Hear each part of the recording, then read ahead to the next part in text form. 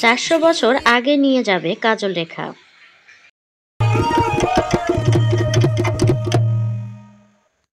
Thriller রহস্য ভরপুর মারদাঙ্গা cinema নয়, নেই বলিউডের ছায়া। গল্পের পুরোটা জুড়েই যেন বাঙালির অতীত সংস্কৃতির যোগ পাওয়া যায়। গল্প বলা ও উপস্থাপনার ঢং নিয়ে যায় বাঙালির শত শত বছর আগে ফেলে আসা অতীতে। বলছি ময়মনসিং গীতিকা অবলম্বনে নির্মিত সিনেমা কাজল রেখার কথা।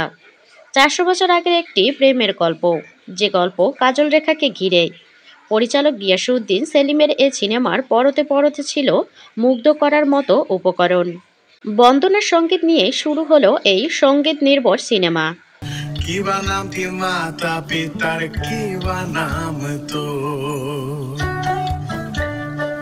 গানটিতে ঠোঁট মিলিয়েছেন অভিনেতা আজাদ আব্দুল কালাম।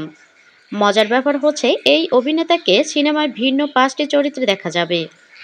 শুরু থেকেই সিনেমাটি সমান গতিতে এগিয়েছে, তেমন মেদ ছিল না, ছিল পরিচ্ছন্ন সময়ের চিত্র। বিশাল এক পাহাড়ি এলাকা, তার পাশে রাস্তা, পাশেই একটি পুকুর, তার মাঝে একটি ঘর। সেখানে সাধু ধনেশ্বরের পাশা খেলার আসর বসে। সেই আসরের অভিনয় শিল্পীদের সাজসজ্জা বাঁশ দিয়ে তৈরি ঘর। ভাষা, শারীরিক অভিব্যক্তি আমাদের নিয়ে যায় 400 বছর আগে।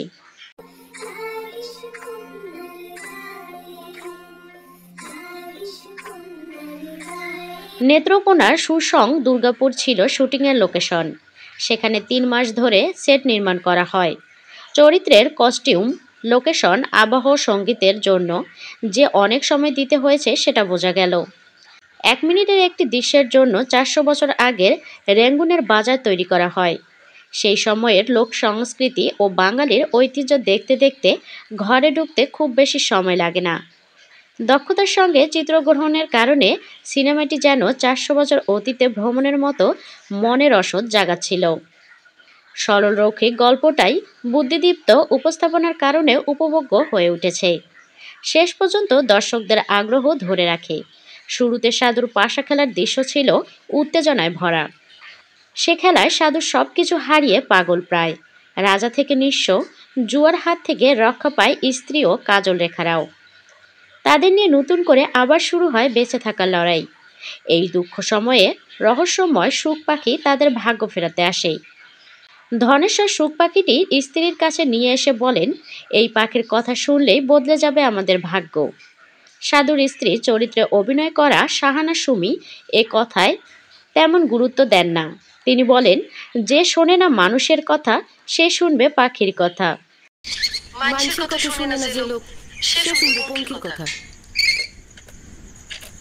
জীবনের ঘাত প্রতিঘাতে এবার শক্ত এই সাধু আবার শুরু করেন বাণিজ্য। সাধু ধনেশ্বর চরিত্রে বিশেষ করে বলতে হয় অভিনেতা ইরেজ জাকরের কথা। সিনেমার বড় অংশের হাল তিনিই টেনেছেন। তার সঙ্গে ছিল কাজল রেখা চরিত্রে সাদিয়া আইমানের অভিনয়। নাটকে জনপ্রিয়তা পাওয়া এই অভিনেত্রী যখন সিনেমাটি করেন তখনও তাকে কেউ চেনে না। প্রথম সিনেমা হলেও অভিনয়ে জড়তা ছিল না, ছিলেন সময়ের সঙ্গে মানানসই। তার সংলাপ বলার ধরন, অভিব্যক্তি, 13 বছরের কিশোরীর চরিত্রের সরলতা দর্শকদের মুগ্ধ করেছে। তার অভিনয়ের প্রশংসা করেছে সুবর্ণা মোস্তফার মতো অভিনয় শিল্পী সহ অনেকেই। সিনেমার প্রধান চরিত্রগুলোর পাশাপাশি স্বল্প দৈর্ঘ্যের চরিত্রগুলোতে শিল্পীদের অভিনয় ছিল উল্লেখ করার মতো। বিয়ের গানের সঙ্গে যখন দাস দাসীরা ঠোঁট মেলায়, তাদের সেই অভিনয় ছিল অনেক গোছালো।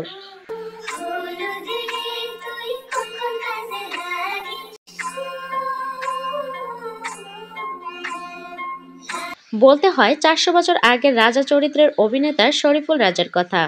রাজা বুঝতে পারেন তার দাসী আসলে দাসী নয়, হয়তো কোনো এক রাজকন্যা। তার পরিচয় কি, তার প্রতি দুর্বলতা, রাগের মাথায় তাকে বাড়ি থেকে বনবাসে পাঠানোর পর রাজার হন্য হয়ে খোঁজার দৃশ্যগুলিতে তিনি ছিলেন মানানসই।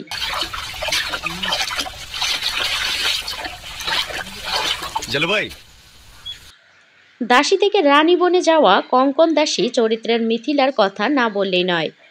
একটি দৃশ্যে গর্ত খোঁড়া হচ্ছে, এটা দেখে কৌতূহলী হয়ে এই অভিনেত্রী রাজার কাছে জিজ্ঞাসা করেন এখানে কি হবে।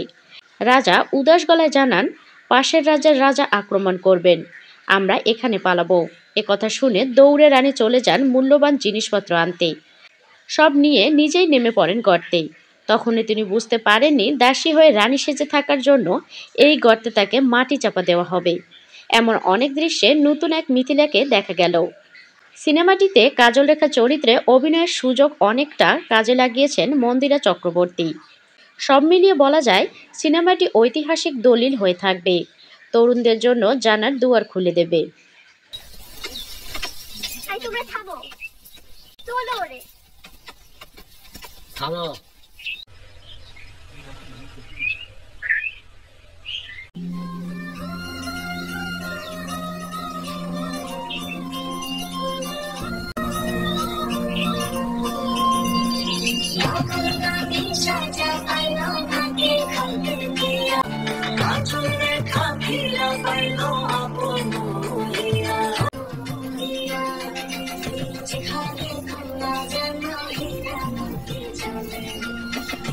সংসার